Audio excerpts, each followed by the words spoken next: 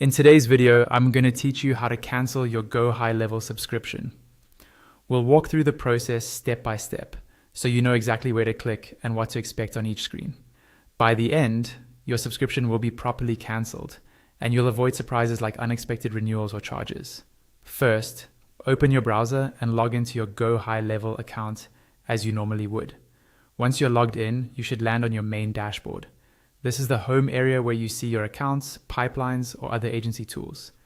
Make sure you're on the main agency dashboard, not inside a specific sub-account, because subscription settings are only available at the agency level. Next, look for the Settings option. This is usually located in the left-hand sidebar near the bottom. Go ahead and click on Settings.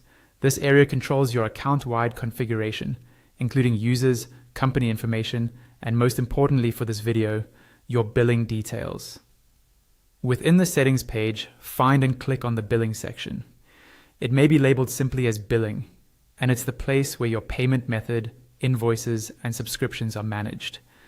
Give the page a moment to load, especially if you have multiple products or add-ons tied to your account.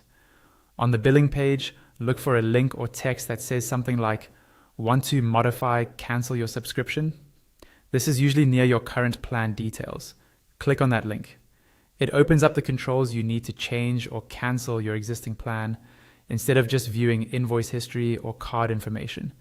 When that section expands, you may see only basic information at first. Look for a Show More option and click it.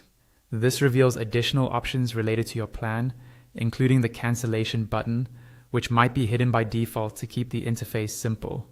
After you click Show More, you should now see a button or link called Cancel Plan. Click on Cancel Plan. At this stage, GoHighLevel may show you some information about what you'll lose access to or offer alternatives like downgrading instead of canceling. Now click on Next to move forward in the cancellation flow. Follow any on-screen instructions carefully.